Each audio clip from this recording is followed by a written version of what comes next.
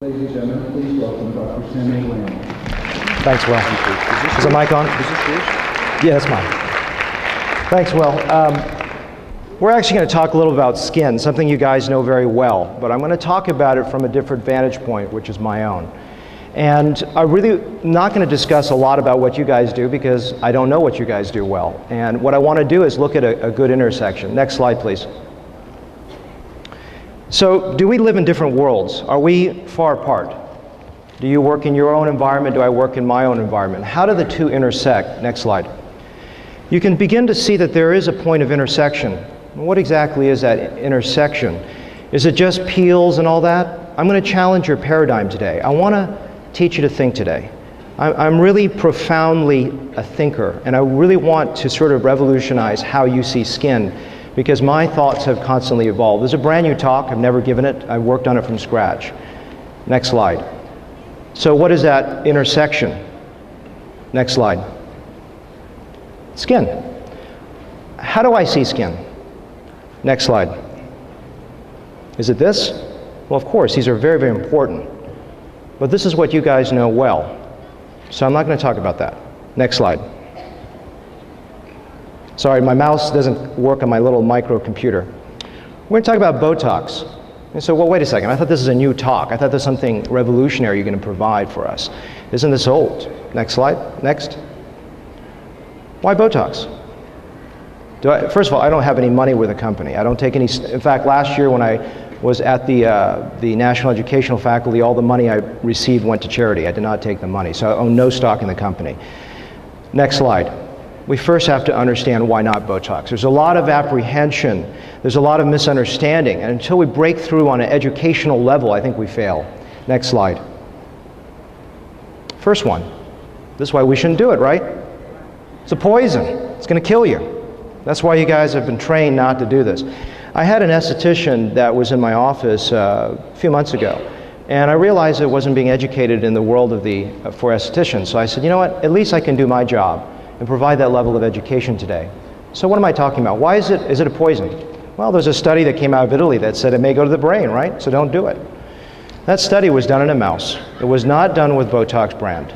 And it was done at very high doses. And I don't know if you know that a single 1-unit dose of BOTOX is a lethal weapon that can actually kill 50% of mice. That's exactly how it's defined. 1 unit won't even take care of half a wrinkle for you. So I want you to understand it's been around since 1979. And it's been around for cosmetic purposes since 1985. So the fundamental question I have for you is, how long do you want to wait until you believe it's safe? You can go ahead and wait until it's 2020 or 2030, but the wrinkles will continue to accumulate. So I want to challenge your thinking about BOTOX, and if it doesn't work for you, don't worry about it. But I want to break through some of the objections today first. Next slide. I'm going to look like Nicole Kidman.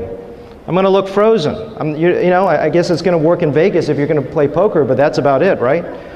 Well, understand that BOTOX is BOTOX. You need to work with a good injector and work toward objectives. So the first time, it can be a little sick. And when I explain BOTOX like exercise, I think that paradigm is going to be much clearer for you. So I want to start with the idea that, well, maybe you will be frozen the first time, a little bit stiff. And eventually, it's actually going to be much softer. We're going to talk toward, I like to say BOTOX is a relationship. And we're going to work toward an objective for you. So I want to sort of answer this halfway, but provide the answer in the coming slides coming up. Next slide. It's painful. I had it done. I was dying. I was crying. You know, I offer a different product. And it is very painless, okay? It is all technique. Technique is everything.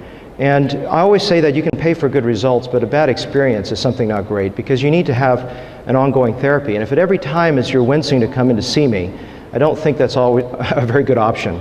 And I don't use topical creams. I don't think they do anything.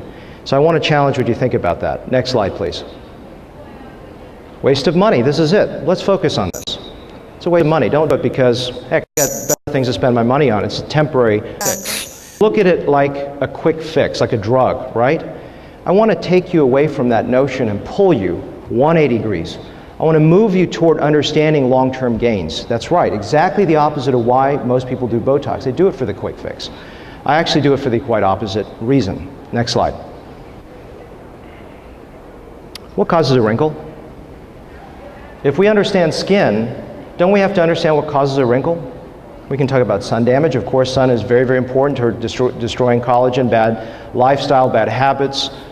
You can get good skincare products. You can work with the skin. But what causes a wrinkle? Next slide. Movement. So how do you block the cause? If the cause is movement and we're treating the effect, are we failing to understand the cause? The cause is the movement. And if we continue on with just treating the effect and not the cause, we're still progressing.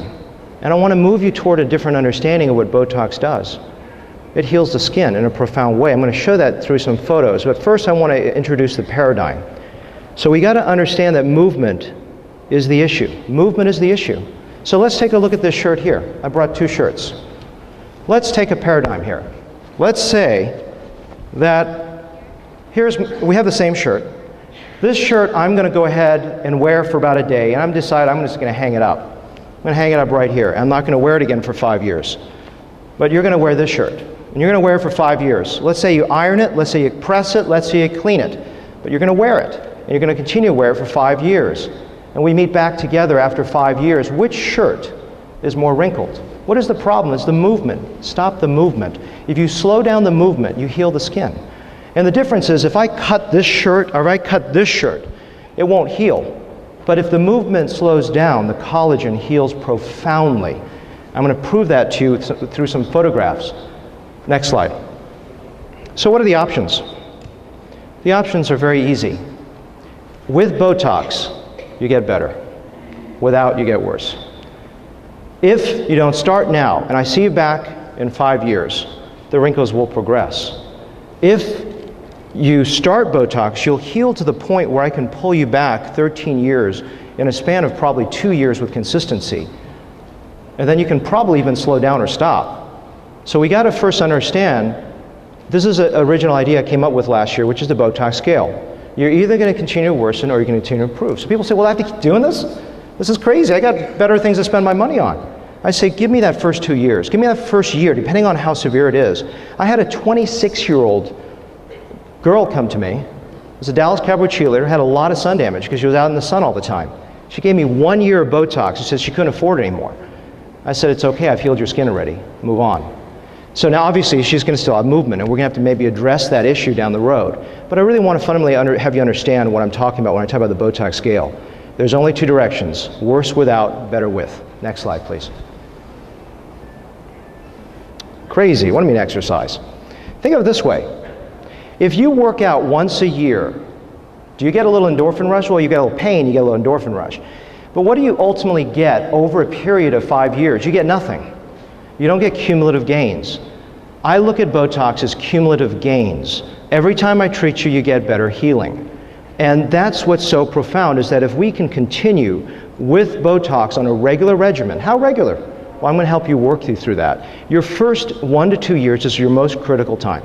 I need to pull everything back. And once I've done that, we can start breaking that idea that maybe is consistent. How consistent? Well, we're going to talk about the idea of that relationship. So let's take an example. Let's say I'm going to train for the triathlon, and I'm going to work really, really hard to train for it. I'm going to spend 2 years training for it. And you're going to sit on a couch and eat potatoes. I always get the better end of the deal on the story, by the way. So let's say I'm going to train for 2 years, and then we stop at 2 years. We both stop. At the end of 2 years, and we both sit on a couch, 2 years later, I'm still healthier than you are. And the reason is I've gotten my body to a certain level. That's what BOTOX does. It heals the skin in a profound way. And once I've healed the skin, then it's not as critical to continue. I mean, it's great if you continue, just like exercise. If you stop exercising, it's not going to be as good. But we can start building that. And the other thing that you don't think about is, as much as the muscles tone up and strengthen while you work out, I soften them. So over time, they begin to heal. And the other thing you don't think about is bad habits. If you constantly lift your brows, I can see your wear patterns. And when your wear patterns give away wrinkles, I know what you're doing badly. And the thing we don't think about is, if I can get you through some consistency on the front end, on the first year, I'll break your habits. Because if you say, I can't remember not to lift my brows every 4 seconds or frown every 3 minutes, I will help you do that through the first years, break bad habits. Next slide. So I have a 16-year-old African-American girl that I mentor every Tuesday.